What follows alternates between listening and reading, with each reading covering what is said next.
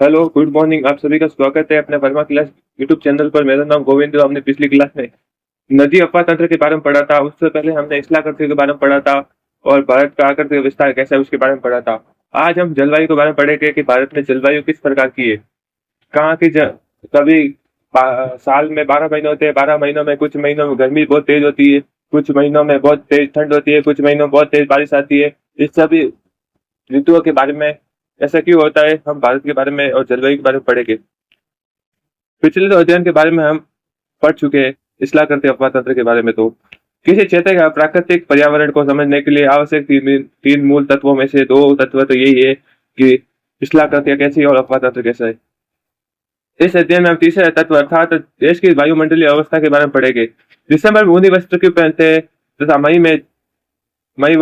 मई का महीना इतना गर्म क्यों होता है, असुविधाजनक क्यों होता है, पसीना आता है। जून एवं जुलाई में वर्षा क्यों होती है। सभी प्रश्नों के उत्तर आप भारत की जलवायु का अध्ययन कर जान सकते हैं। जब इसकी जलवायु का अध्ययन करेंगे तब आपको पता चलेगा सूरज वही है, हवा भी वही है, तो भी इतने डिफरेंस कैसे आता है, इतना फर्क कैसे आ रहा है। एक विशाल क्षेत्र में लंबे समय अवधि 30 वर्ष से अधिक में मौसम की अवस्था तथा विविधताओं का कुल योग मौसम जलवायु कहलाता है।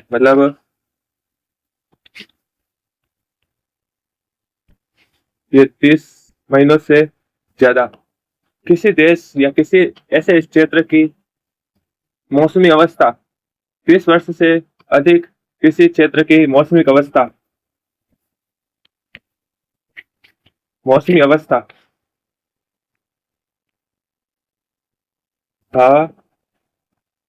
जो समान ज्यादातर एक जैसी हो, ज्यादातर एक जैसी हो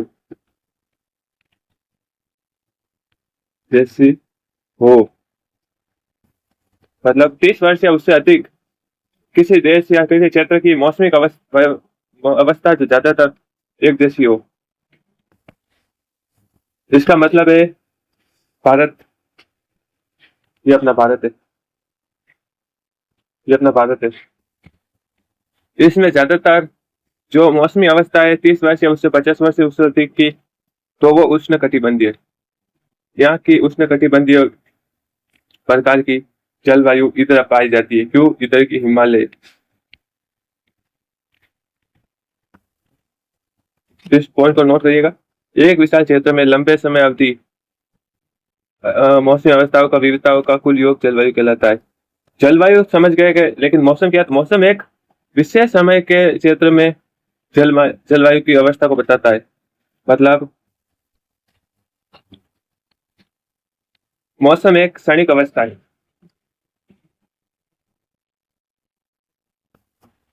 मौसम एक क्षणिक अवस्था मतलब कभी भी परिवर्तित हो जाता है अवस्था।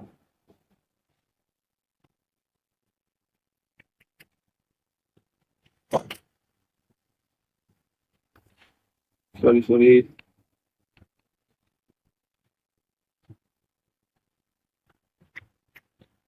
क्षणिक अवस्था है।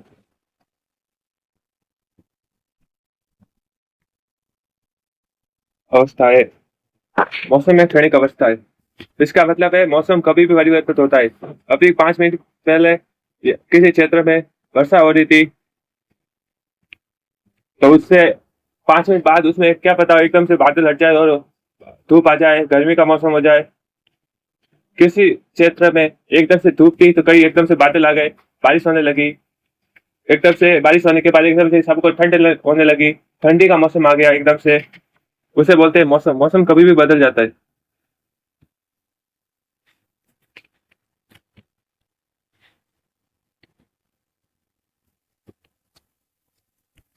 अब तो आप समझ चुके हैं कि जलवायु और मौसम में क्या अंतर है। मौसम तथा जलवायु जैसे तत्व जैसे तापमान, वायुमंडल, दाब, पवन, आर्द्रता, वर्षण एक ही होते हैं। अपने आवश्यक ध्यान दिया होगा कि मौसम की अवस्था प्राय एक दिन में ही कई बार बदलती है, लेकिन फिर भी कुछ सप्ताह महीनों तक वायुमंडलीय अवस्था लगभग एक समान ही बनी रहती है। जैसे दिन गर्म या ठंडे, हवादार या शांत, आसमान बादलों से घिरा या साफ तथा आर्द्र या शुष्क हो सकते हैं। महीनों के औसत वायुमंडलीय अवस्था के आधार पर वर्षा को ग्रीष्म, शीत या वर्षा ऋतु में विभाजित किया जाता है। 10 पॉइंट। महीनों के औसत वायुमंडलीय अवस्था के आधार पर वर्षा को ग्रीष्म, शीत या वर्षा के ऋतुओं के रूप में विभाजित किया जाता है। विश्व को अनेक जलवायु प्रदेशों में बांटा जाता है। क्या आप जानते हैं कि भारत की जलवायु कैसी है तथा किसके बारे में इस अध्याय में पढ़ेंगे? मानसून। भारत की जलवायु मानसून प्रकार की है, मानसूनी प्रकार की। उष्णकटिबंधीय मानसून। मानसून शब्द की उत्पत्ति अरबी शब्द मौसम से हुई, जिसका शाब्दिक अर्थ है मौसम। शाब्दिक अर्थ है अरबी शब्द और इसका शाब्दिक अर्थ मौसम। ऐसा क्यों? तो मौसम का अर्थ एक वर्ष के दौरान वायु की दिशा में, मानसून का अर्थ एक वर्ष के दौरान वायु की दिशा में ऋतु के अनुसार परिवर्तन। मतलब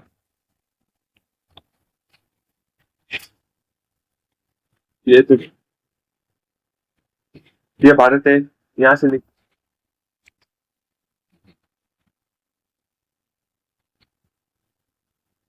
ये भारत है, यहाँ से 0 डिग्री भूमध्य या विषुवत रेखा निकलती है। तो जब गर्मी का मौसम होता है तो यहाँ पे होता है लो प्रेशर। क्यों? क्योंकि भूमि जल्दी गर्म हो जाती है और पानी बहुत कम जल्दी गर्म नहीं होता है, इस कारण से यहाँ पे लो प्रेशर होता है। तो यहाँ से ठंडी हवाएं इधर आने लगती है, तो अपने साथ बहुत सारी नमी लेकर आती है। नमी लेकर आती है तो यहाँ पे वर्षा होती है। तो गर्मी के बाद ही यहाँ पे वर्षा होती है वैसे। और जब ठंड का महीना होता है तो अब यहाँ पे आ जाता है हाई प्रेशर। तो यहाँ से ठंडी हवा इधर से इधर आती है तो यहाँ पे लो प्रेशर हो जाता है, तो यहाँ से यहाँ आ जाती है। तब ये ठंड का महीना जो अब आपने दोनों क्षेत्रों में देखा, कोई कुछ हवा इधर जा रही है कुछ महीनों में और कुछ हवा इधर से इधर आ रही है ऐसे कुछ महीनों में। तो ये मौसम जो हवाओं का दिशा में परिवर्तन हो रहा है मौसम के हिसाब से, कि गर्मी के मौसम से भारत की ओर हवा आई और ठंड के मौसम में भारत से हवा समुद्र की ओर गई। इसे कहते हैं मौसम। मानसून का अर्थ है एक वर्ष के दौरान वायु की दिशा में ऋतु के अनुसार परिवर्तन। ऋतु मतलब ग्रीष्म और सर्दी ऋतु। आप देख सकते हैं कि कैसे हवा परिवर्तन हुआ। भारत को जलवायु को मानसून जलवायु कहा जाता है। मोस्ट इंपोर्टेंट पॉइंट, ये कॉम्पिटिशन एग्जाम में भी आता है। एशिया में इस प्रकार की जलवायु मुख्यतः दक्षिण तथा दक्षिण पूर्व में पाई जाती है। दक्षिण और दक्षिण पूर्व में पाई जाती है, मतलब दक्षिण पूर्व एशिया क्षेत्र है तो यहाँ से लेकर यहाँ तक, ये पूर्व वाला, ये दक्षिण पूर्व, ये दक्षिण। सामान्य प्रतिरूप में लगभग एक रूपता होते हुए भी देश की जलवायु अवस्था में स्पष्ट प्रादेशिक विभिन्नता है। आइए हम दो महत्वपूर्ण तत्व तापमान एवं वर्षा को लेकर देखेंगे कि स्थान से दूसरे स्थान पर मौसम के दूसरे मौसम में इनमें किस प्रकार भिन्नता है। गर्मियों में राजस्थान में मरुस्थल कुछ स्थानों पर तापमान लगभग 50 से सेल्सियस तक पहुंच जाता है, जबकि जम्मू कश्मीर के पहलगाम में तापमान लगभग 20 डिग्री सेल्सियस से रहता है। सर्दी के रात में जम्मू कश्मीर के द्रास का तापमान -45 डिग्री से तक हो जाता है, सेल्सियस तक हो जाता है, जबकि तिरुवनंतपुरम में 22 डिग्री सेल्सियस हो सकता है। तो मतलब ये एक जगह एक ही मौसम में अलग अलग भारत के अलग अलग क्षेत्रों में अलग अलग मौसम का परिवर्तन है। जैसे गर्मी के मौसम में राजस्थान का मरुस्थल बहुत ज्यादा गर्म होता है, तो वहां पे लगभग तापमान 50 डिग्री सेल्सियस से मतलब वहां तक तापमान पहुंच जाता है, जबकि उसी गर्मी के मौसम में जम्मू कश्मीर के पहलगाम में तापमान लगभग 20 डिग्री सेल्सियस से मतलब 20 डिग्री सेल्सियस रहता है। मतलब कितना ठंडा है, 30 डिग्री सेल्सियस का फर्क है। ठीक है।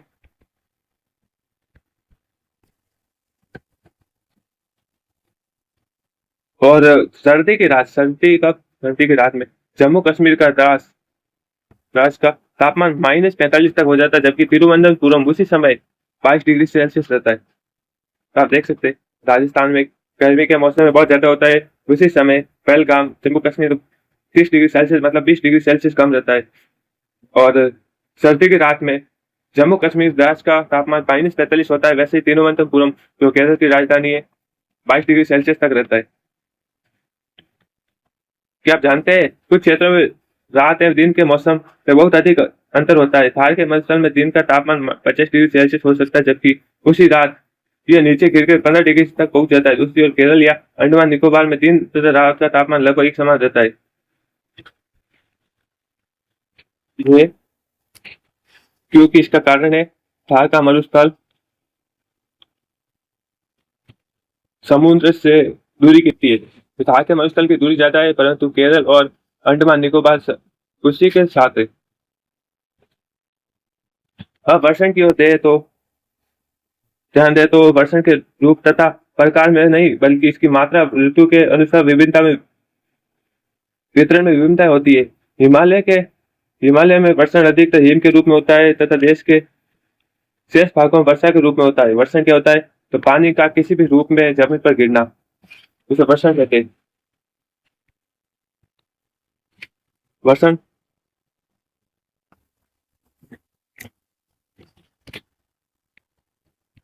जल का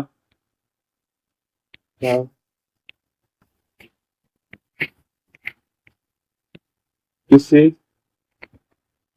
भी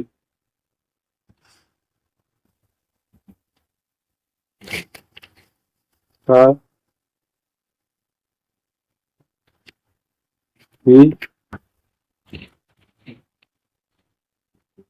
रूप, चाहे वो ठोस हो, द्रव हो या तरल, मतलब ठोस या द्रव हो, किसी भी रूप में जमीन पर गिरना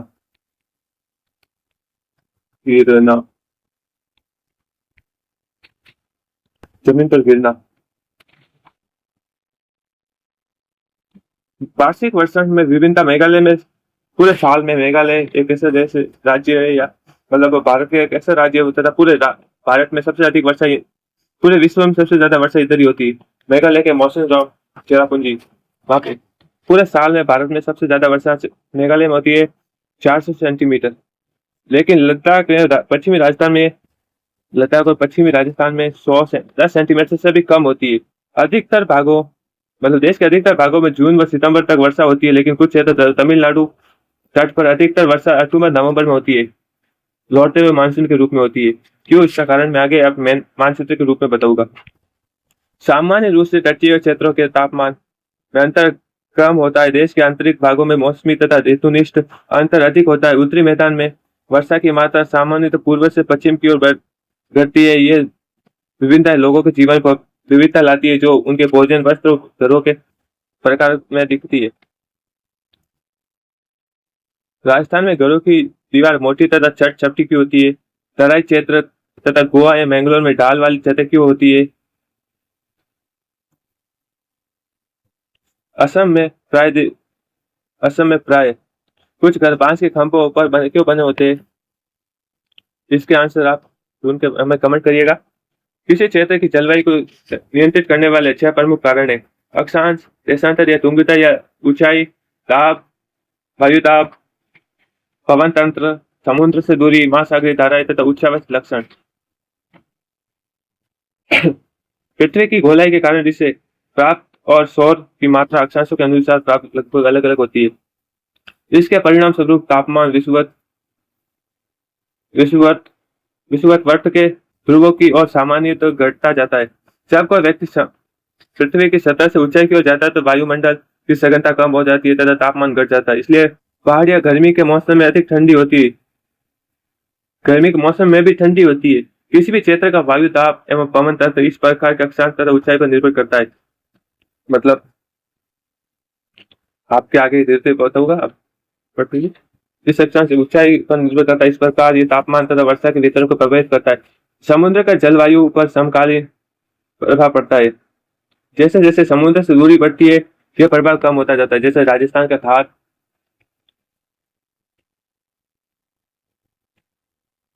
एवं लोग विषम मौसमी अवस्था को महसूस करते हैं। इसे महाद्वीपीय अवस्था, गर्मी में बहुत अधिक गर्म और सर्दी में बहुत अधिक ठंडा। महाद्वीपीय जो भूमि होती है, महाद्वीपीय भूमि, तो ये इसका एक फॉर्मूले है, ठीक है, कि ये हमेशा गर्मी में बहुत ज्यादा गर्म होगा, और मतलब कोई भी भूमि पानी की तुलना में पानी से ज्यादा महाद्वीपीय या भूमि बस मतलब गर्मी में बहुत अधिक गर्म होगी और सर्दी में बहुत अधिक ठंडी रहेगी। ग- महासागरीय धारा समुद्र से तट की ओर चलने वाली हवाओं के साथ तटीय क्षेत्रों की जलवायु को प्रभावित करती है। उदाहरण के लिए कोई भी तटीय क्षेत्र जहां गर्म या ठंडी जलवायु रहती है, वायु की दिशा समुद्र तट की ओर, तब वह तट गर्म या ठंडा हो जाएगा। विश्व के अधिकतर मरुस्थलीय पोषण मरुस्थलीय उपोष्ण कटिबंधीय भागों में स्थित महाद्वीपों के पश्चिमी किनारों पर क्यों स्थित है? इंपॉर्टेंट क्वेश्चन, इसको कमेंट में बताइएगा आप। अंत में किसी स्थान की जलवायु को निर्धारित करने में उच्चावच की भी दो महत्वपूर्ण भूमिकाएं होती है। ऊंचे पर्वत ठंडी तथा वायु गर्म वायु को अवरोधित करते हैं। यदि उनकी ऊंचाई इतनी हो कि वे वर्षा लाने वाले वायु के रास्ते को रोकने में सक्षम हो तो उस क्षेत्र में वर्षा का कारण भी बन सकते हैं। पवनों के विमुख ढाल भी उपेक्षा कर सूखे रहते। जलवायु को प्रभावित करने वाले कारकों के बारे में हम डिटेल में पढ़ते हैं। अक्षांश, कर्क वृत्त देश के मध्य भाग मतलब पश्चिम में कच्छ के रण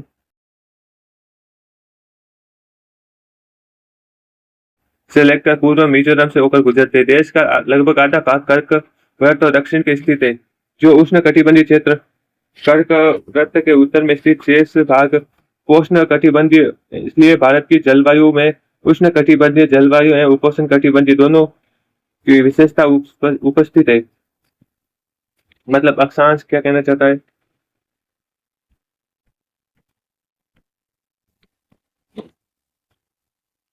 ये पृथ्वी है, ये 0 डिग्री अक्षांश है, ये 90 डिग्री अक्षांश है, ये 23.5 डिग्री अक्षांश या कर्क रेखा है।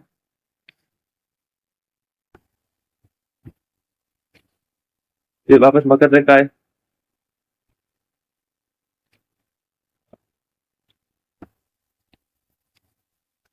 ये 67.5 डिग्री रेखा। अब सूर्य की सबसे लंबा वक्त पूरे साल में सबसे ज्यादा तेज किरणें या सबसे सीधी किरणें इधर पड़ती है, इसे उष्ण कटिबंधीय क्षेत्र कहते हैं। यहाँ हमेशा गर्मी ज्यादा होगी, यहाँ पे अत्यधिक गर्मी होगी, और यहाँ पे मीडियम होगा। गर्मी के समय गर्मी और ठंडी के समय मतलब ये आखिरी बिंदु, ये वाला, ये आखिरी बिंदु इतना।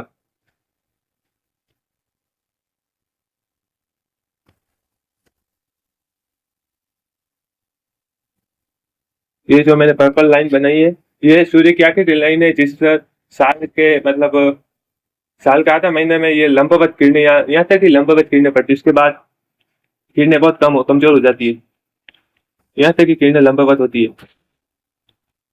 तो ये जहां जहां पे सूर्य की किरणें पड़ेगी वो मौसम ज्यादा गर्म होगा। ये बीच वाला बहुत ज्यादा गर्म होता है, फिर सूर्य की किरणें कम होने लगती है, धीरे धीरे तो धीरे धीरे ठंडा होने लगता है, ठंडा होने लगता है, ठंडा होने लगता है। यहाँ पे आते आते बहुत ज्यादा ठंड होती है। यहाँ पे 6 महीने दिन रहता है और 6 महीने रात होती है।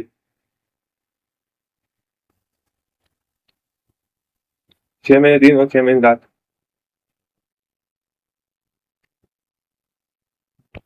यहाँ पे 24 घंटों में एक दिन 12 घंटे दिन और 12 घंटे रात होती है। आप समझ गए अक्षांश? कर्क वृत्त देश के मध्य से गुजरता है, मतलब इधर से कर्क गुजरती है, कर्क रेखा। फिर भी यहाँ पे गर्मी होती है और यहाँ पे भी गर्मी होती है। ऐसा क्यों? क्योंकि यहाँ की जो मानसूनी हवाएं होती है हिमालय से टकरा कर वापस इसी तरह घूमती है, इधर ऊपर नहीं जाती, इसलिए यहाँ की और पूरे भारत की जलवायु एक प्रकार की है। कर्क के उत्तर में स्थित शेष भाग उपोष्ण कटिबंधीय है, इसलिए भारत की जलवायु में उष्ण कटिबंधीय एवं उपोष्ण कटिबंधीय जलवायु दोनों विशेषता उपलब्ध है।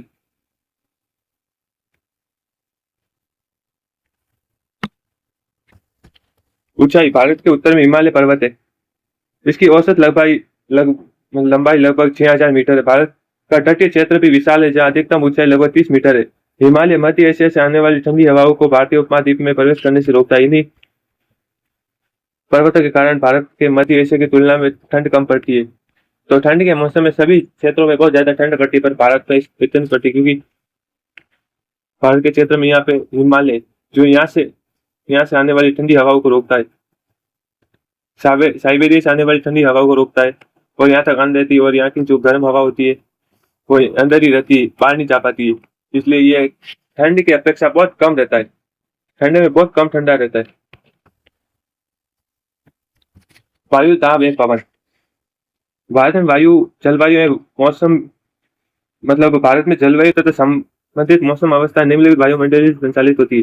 वायु दाब धरातलीय पवन, ऊपरी वायु परिसंचरण तथा पश्चिमी चक्रवातीय विक्षोभ एवं उष्णकटिबंधीय चक्रवात। उत्तर पूर्वी व्यापारिक पवने वाले क्षेत्र में स्थित है, भारत उत्तर पूर्वी व्यापारिक पवने वाले क्षेत्रों में स्थित है। यह पवन उत्तरी गोलार्ध के उपोष्ण कटिबंधीय वायुदाब पेड़ी से उत्पन्न होते ही ये दक्षिण की ओर बढ़ती है। कोरिस बल के कारण यह दाहिनी और विक्षेपित होकर विषुवतीय निम्न दाब वाले क्षेत्रों की ओर बढ़ती। सामान्य पवनों में नमी की मात्रा बहुत कम होती है,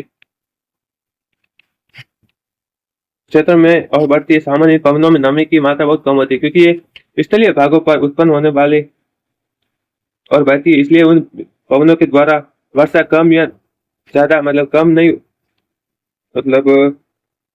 स्थलीय पवनों पर उत्पन्न होने वाली एवं बढ़ती है। इस कारण इन पवनों के द्वारा वर्षा कम या नहीं होती। इस प्रकार भारत को शुष्क क्षेत्र होना चाहिए, लेकिन ऐसा नहीं है। आइए देखते हैं कैसे, क्यों।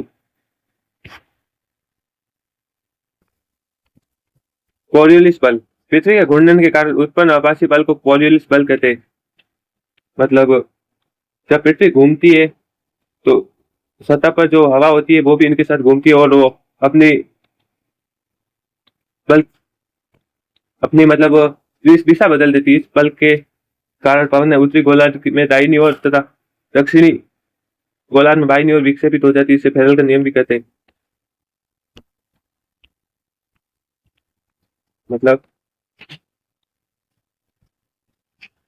ये पृथ्वी है, ये 0 डिग्री, ये विषुवतीय, ये कर्क, ये मकर, ये 67.5 डिग्री, 67.5 डिग्री। यहाँ पे जो पवनें होती है वो ऐसे आती है, व्यापारी पवनें वो ये ऐसे आती है।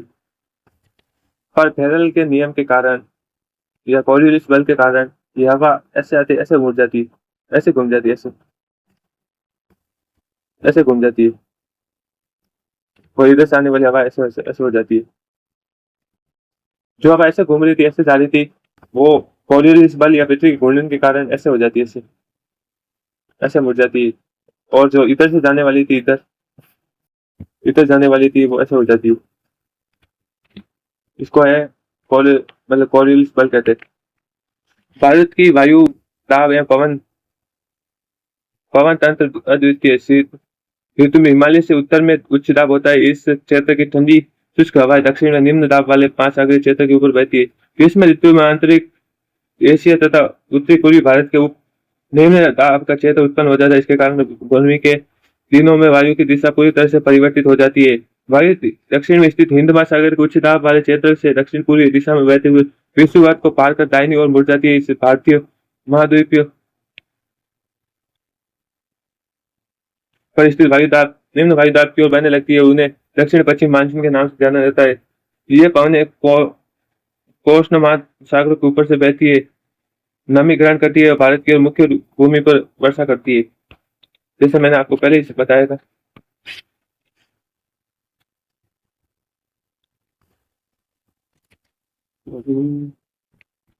ये भारत है। जब यहाँ पे गर्मी होती है तो भूमि जल्दी गर्म हो जाती है, तो यह तिब्बत के पठार लो प्रेशर, इधर भी लो प्रेशर, तो यहाँ की जो ठंडी हवाएं होती है, महासागर जल्दी गर्म भी होता है, पानी जल्दी गर्म नहीं होता है, तो यहाँ पे जो हवा होती है वो नमी भरी होती है, ठंडी होती है, तो वो यहाँ से नमी लेकर ये विषुवत रेखा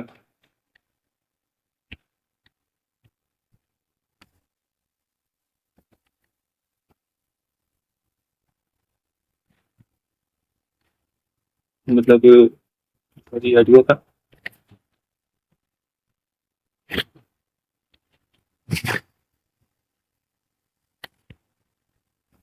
थोड़ा ऊपर थोड़ा कम करना पड़ेगा इसको।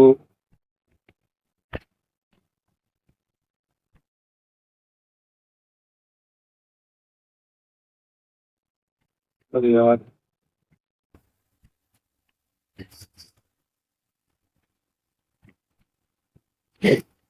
ये हमारा भारत ये विश्व विद्यालय था। यहाँ पे है लो प्रेशर, यहाँ पे भी है लो प्रेशर तिब्बत। यहाँ पे है हाई प्रेशर, ये वो गर्मी का है, ये ठंड का है, फिर भी हाई प्रेशर।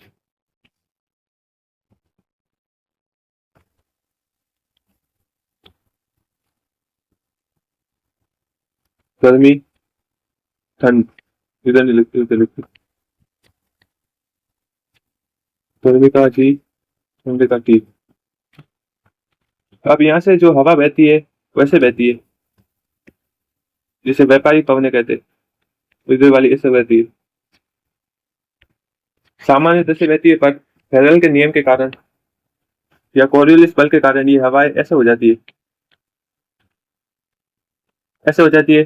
तो ये हवा लो प्रेशर की ओर अट्रैक्टिव हो जाती है, उधर आकर्षित हो जाती है, तो ये हवा सीधे हम यहाँ पे आती है, जो आर्द्रता भरी हवाएं भारत की ओर आ जाती है। भारत की ओर आ जाती है तो केरल में सबसे पहले वर्षा करती है। पर यहाँ पे जो ये इसका तीजा भाग है, ये बहुत तीखा भाग है, नुकीला भाग, इससे ये थोड़े दो भागों में हो जाती है। ये अरब सागर की हो जाती है, ये बंगाल की खाड़ी के रूप में यहाँ पे वर्षा करती है। जैसे यहाँ पे हाई प्रेशर होता है तो इधर वाली जो पवनें होती है ऐसे हो जाती है,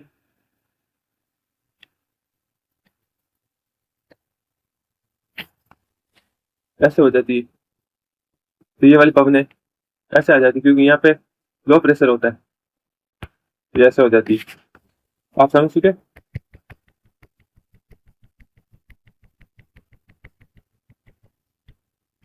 ये गर्मी के मौसम में ये वाली हवा इधर आ जाती है, और ठंड के मौसम में ये वाली हवा इधर आ जाती है।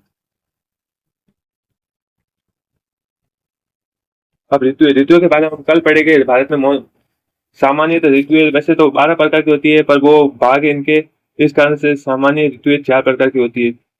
ज्योग्राफी में 4 प्रकार की ऋतु होती है, गर्मी, ठंड, मानसून का आना और मानसून का लौटना। अब ये ऋतु हम कल पढ़ेंगे।